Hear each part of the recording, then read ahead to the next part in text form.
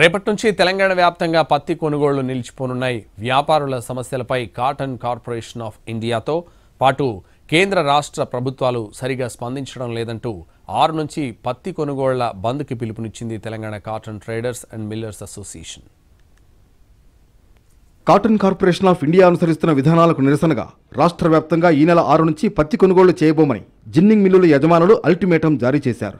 Ginning మిల్లర్ల సమస్యలు పరిష్కరించాలని వ్యవసాయ శాఖ మంత్రికి సీసీఐ అధికారులకు విజ్ఞప్తి చేసినప్పటికీ ఫలితం లేకపోవడంతో గురువారం నుంచి పత్తి కొనుగోళ్లను నిలిపివేస్తున్నట్లు Telangana cotton traders and millers association ప్రకటించింది. ఈ మేరకు రాష్ట్ర వ్యవసాయ మార్కెటింగ్ శాఖ మంత్రి తుమ్మల నాగేశ్వరరావుకు లేఖ రాసింది association. Cotton corporation of India అవలంబిస్తున్న అసమతుల్య అలాట్మెంట్, స్లాట్ బుకింగ్ విధానాలతో ఎదురవుతున్న సమస్యల గురించి ఎన్నిసార్లు చెప్పినా పెడచెవిన పెట్టడంతో తామీ నిర్ణయం తీసుకున్నట్లు Telangana cotton millers and traders welfare association స్పష్టం చేసింది. మంత్రి సమక్షంలో అన్ని మిల్లులు నడుపుతామని చెప్పి ఒప్పందం జరిగినాక కూడా ఇవాళ కొన్ని మిల్లులే నడుపుతామనంటే రైతాంగం అమ్ముకోలేని పరిస్థితి లోపల, వాళ్ళకు అనుకూలమైన మిల్లులు దగ్గర మిల్లులో పోలేని పరిస్థితి లోపల, ఇవాళ ఈ వర్షాలతోటి వాళ్ళ సరుకులు అమ్ముకోలేని పరిస్థితి లోపల ఇబ్బందులు అవుతాయి. కొన్ని మిల్లులు నడిచి కొన్ని మిల్లులు నడవకపోతే ఒక్కొక్క మిల్లు లోపల 150-200 మంది కార్మికులు జీవనోపాధి లేకుండా ఆ మిల్లులు కూడా ఆర్థికంగా ఇబ్బందులు కలిగే పరిస్థితులు ఉన్నాయి. కాబట్టి రాష్ట్ర వ్యాప్తంగా ఏదైతే ఇవాళ మిల్లులకు కానీ రైతులకు కానీ ఇబ్బంది కలగద్దు అనేది మేము 30వ తారీఖు నాడు మరి గవర్నమెంట్కు సీసీఐ అధికారులకు మరి రిప్రజెంటేషన్ ఇవ్వడం జరిగింది. సీసీఐ వర్క్ టెండర్ ఫైనలైజేషన్ ద్వారా రాష్ట్ర వ్యాప్తంగా 322 జిన్నింగ్ మిల్లులను నోటిఫై చేసింది.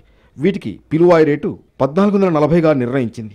మంత్రి తుమ్మల నాగేశ్వరరావు సమక్షంలో గతంలో జరిగిన సమావేశాల్లో L1, L2, L3 కేటగిరీలుగా విభజించింది. నిర్దేశిత కేటగిరీల వారీగా అలాట్మెంట్ చేస్తామని రాష్ట్ర ప్రభుత్వం హామీ ఇచ్చినా అమలు చేయడం లేదు. దీంతో చాలా మిల్లులు నడవలేని పరిస్థితి.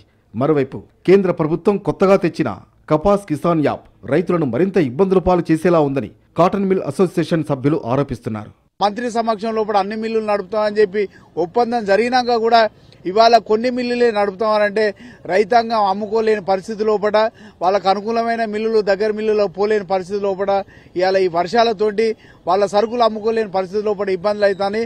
కొన్ని మిల్లులు నడిచి కొన్ని మిల్లులు నడవకపోతే ఒక్కొక్క మిల్లు లోపల 150-200 మంది కార్మికులు జీవనోపాధి లేకుండా ఆ మిల్లులు కూడా ఆర్థికంగా ఇబ్బందులు కలిగే పరిస్థితులు ఉన్నాయి. కాబట్టి రాష్ట్ర వ్యాప్తంగా ఏదైతే ఇవాళ మిల్లులకు కానీ రైతులకు కానీ ఇబ్బంది కలగద్దు అనేది మేము 30వ తారీఖు నాడు మరి గవర్నమెంట్కు సీసీఐ అధికారులకు మరి రిప్రజెంటేషన్ ఇవ్వడం జరిగింది.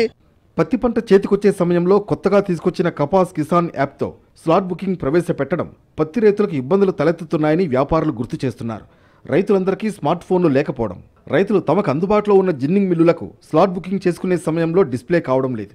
అందుబాటులో ఉన్న మిల్లులకు రైతులు నేరుగా తీసుకువెళ్లినా పత్తిని కొనే పరిస్థితులు లేకపోవడంతో పంటను అమ్ముకోలేని పరిస్థితులున్నాయి. అకాల వర్షాలతో పత్తిలో తేమ శాతం నిర్దేశించిన దానికంటే ఎక్కువగా ఉన్నప్పటికీ కొనుగోలు చేయాలని డిమాండ్ చేస్తూ మిల్లుల ముందు రైతులు ధర్నాలు చేస్తున్నారు. తెలంగాణ నుంచి మద్దతు ధరతో ఎక్కువ పత్తిని కొనుగోలు చేయకుండా సీసీఐ అడ్డంకులు సృష్టిస్తోందని Telangana cotton millers and traders welfare association ఆరోపిస్తోంది. ఈ సమస్యలను పరిష్కరించాలని గత నెల 30న రాష్ట్ర ప్రభుత్వానికి లేఖ రాసినా ఫలితం లేకుండా పోయింది.